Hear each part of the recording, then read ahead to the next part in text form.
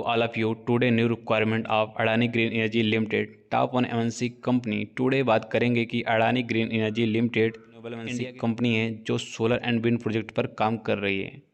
यदि इस आप रिन्यूएबल एमएनसी कंपनी को ज्वाइन करना चाहते हैं, डिप्लोमा या बीटेक बैकग्राउंड है, तो यह आपके लिए बेस्ट परफेक्ट प्लेटफॉर्म रहने वाला है.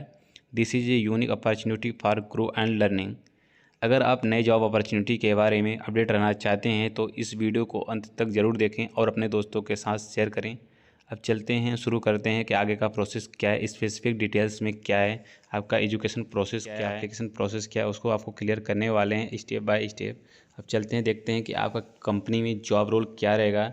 आपका जो वैकेंसी आया हुआ है फ्रेशर एक्सपीरियंस कैंडिडेट के लिए, जॉब डिस्क्रिप्शन क्या है, एलिजिबिलिटी क्या है, सैलरी स्ट्रक्चर क्या है, कि how to apply Adani green energy limited application form, उसको मैं आपको क्लियर करने वाला हूँ. आगे की प्रोसेस के जो भी रिक्वायरमेंट प्रोसेस है अडानी ग्रीन एनर्जी लिमिटेड के लिए क्या क्या प्रोसीजर है उसके बारे में देख लेते हैं. Job application, resume, screening interview, job engineer title, as screening interview क्या रहने वाला, जो भी प्रोसीजर रहेगा वो आपको क्लियर कर दिया जाएगा. चलते हैं आगे, देखते हैं आगे का प्रोसीजर क्या है. मैं उसमें आपको स्टेप बाय स्टेप क्लियर बताने वाला हूँ. जो भी प्रोसीजर है वो आपको स्टेप बाय स्टेप क्लियर कर दिया जाएगा. वो प्रोसीजर क्या है उसके बारे में जान लेते हैं. सबसे पहले बताते हैं कि आपका जो भी एप्लीकेशन सबमिशन रहेगा उसके बारे में देख लेते हैं. आपका असेसमेंट क्या रहेगा, आपका पर्सनल इंटरव्यू क्या रहेगा, एचआर इंटरव्यू क्या रहेगा, टेक्निकल ग्रुप्स असेसमेंट का एचआर इंटरव्यू क्या रहेगा, उसके बारे में देख लेते हैं. यहाँ पे जो भी ओवरव्यू दिया गया है उसके बारे में आपको जान लेना है और आगे से फिलअप करना है. काफ़ी स्टूडेंट का यही क्लियर नहीं रहता है कि हमको फॉर्म में क्या क्या डॉक्यूमेंट रिक्वायर्ड है उसके बाद. देखिए फ्रेंड, यहाँ पर जो भी रिक्वायरमेंट डॉक्यूमेंट है अडानी ग्रीन एनर्जी लिमिटेड के लिए, यहाँ पे बता दिया गया है कि प्रोसीजर क्या है. एजुकेशनल सर्टिफिकेट आपका होना चाहिए, आपके पास कोई एक डॉक्यूमेंट होना चाहिए. आपका आईडी जैसे कि आधार कार्ड, पैन कार्ड जो भी हो उसको एक होना चाहिए.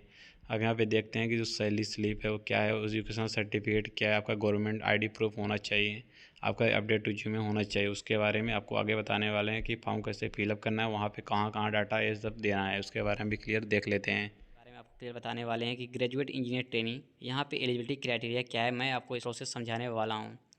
अब चलते हैं, देखते हैं कि जो 4 ईयर्स या 8 सेमेस्टर की लास्ट सेम का जो भी स्टूडेंट रहेगा वो यहाँ पे एलिजिबल है.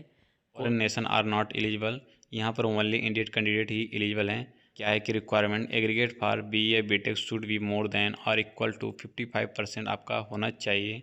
यहाँ no active backlog. Job location across location in India, जिसे हम पैन इंडिया के नाम से जानते हैं.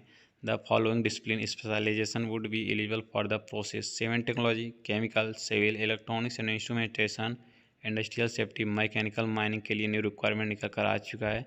अब बेसिक डिटेल्स के बारे में हम स्टेप बाय स्टेप देखते हैं. प्रोफाइल फ़ोटो क्या है उसको देख लेते हैं, लेकिन यहाँ पे जो उसका मैक्सिमम फाइल साइज़ है वो 200 KB से ज़्यादा नहीं होना चाहिए. नेटिव स्टेट क्या है, नेटिव सिटी क्या है, जो भी डाटा फिल करना है डाटा करेक्ट होना चाहिए. यदि आपका डाटा सही नहीं है तो आपको रिजेक्ट कर दिया जाएगा डॉक्यूमेंट वेरिफिकेशन के टाइम. यहाँ पे आपका नेम एज पर आधार कार्ड के अकॉर्डिंग क्या है, आधार कार्ड नंबर क्या है. यहाँ पे दोनों कैंडिडेट एलिजिबल है, male and female. Date of birth क्या है, एजुकेशन डिटेल्स क्या है आपका. देखिए अब क्वालिफिकेशंस के बारे में आ चुका है कि 10th में क्या है, 12th art diploma. Please select as applicable 12th या डिप्लोमा. यूजी कॉलेज स्टेट का क्या है, यूजी कॉलेज डिस्ट्रिक्ट क्या है, आपने पढ़ाई कहाँ से किया उसके बारे में, लोकेशन के बारे में क्लियर कर देना है. यूजी कॉलेज का नेम क्या है, आपका बीटेक में टोटल परसेंटेज कितना है, आपने किस ब्रांच से, आपने मैकेनिकल या बी जो भी किया है किस ब्रांच से किया हुआ उसके बारे में मेंशन कर लेना है. अब देखते हैं कि आपका कोई बैकलॉग नहीं होना चाहिए. यदि आपका बैकलॉग है तो यहाँ पे उसको मेंशन कर देना है. लास्ट में आता है कि रिज्यूमे के बारे में देख लेते हैं कि फाइल साइज़ का जो भी प्रोसेस रहेगा वो यहाँ पे 2 MB से ज़्यादा नहीं होना चाहिए. लास्ट में आता है कि एक्नॉलेजमेंट एंड डिक्लेरेशन. इसको आपको पढ़ने के बाद 3 ऑप्शन पे अप्लाई पे क्लिक करने के बाद आपका फॉर्म कम्प्लीटली सक्सेसफुल हो जाएगा. थैंक यू दोस्तों. यदि वीडियो अच्छा लगे तो वीडियो को लाइक शेयर सब्सक्राइब जरूर करें, अपने दोस्तों के साथ शेयर करें.